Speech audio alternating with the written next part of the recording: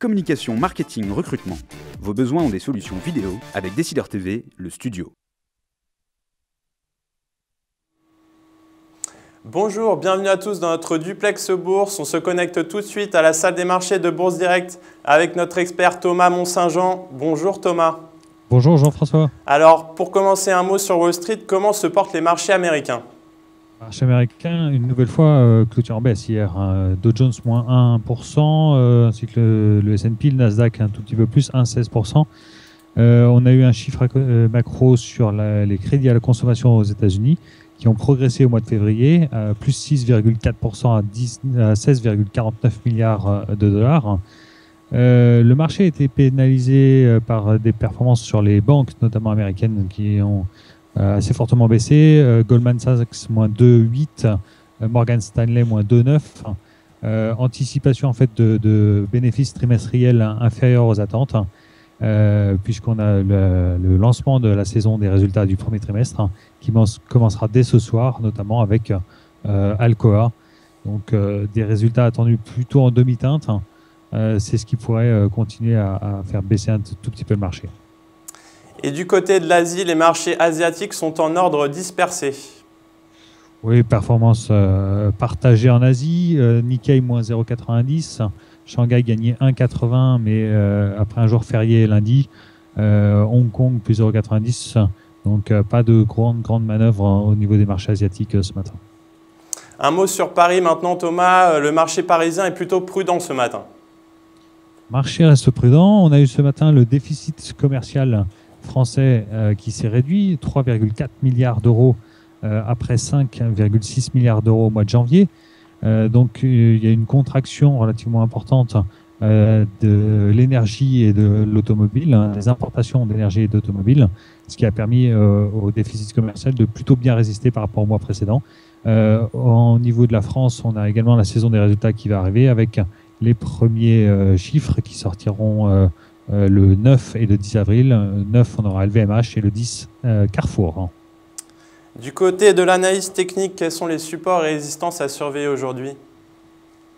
Première zone de résistance, ce sera la zone 4465 et 4475. Il faudra vraiment passer au-dessus, j'allais dire, pour reprendre une tendance un petit peu plus haussière. On surveillera ensuite 4496 et 4535. Les premiers supports, c'est la zone 4417-4414, avant d'aller s'appuyer sur 4390. Et il faudra franchir à la baisse 4390 pour véritablement entamer une phase de correction plus longue, 4365 derrière. Alors du côté microéconomique, aujourd'hui, on va beaucoup parler des fusions-acquisitions puisqu'il y a un rapprochement entre Sopra et Steria.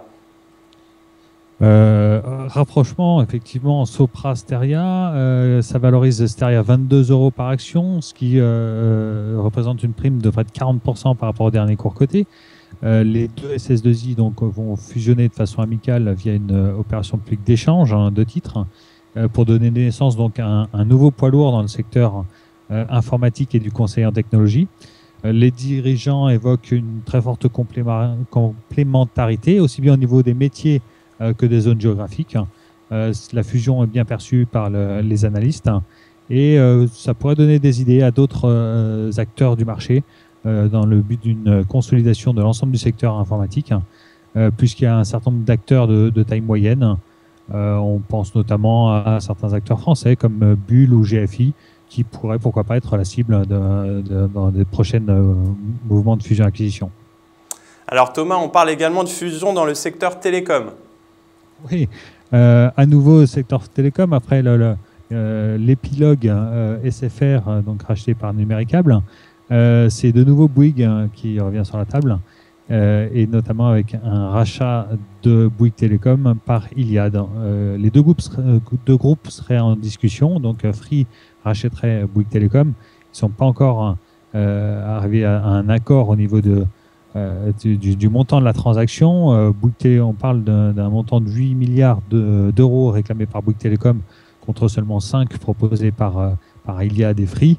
Bouygues cherchera à faire monter un petit peu les enchères en faisant rentrer Telefónica à la table des négociations. Ce sera peut-être le nouveau feuilleton à venir dans le secteur des télécoms et des fusions-acquisitions. Eh bien, merci beaucoup Thomas pour votre analyse. On se retrouve demain pour un nouveau duplex. Très bonne séance à tous et à demain.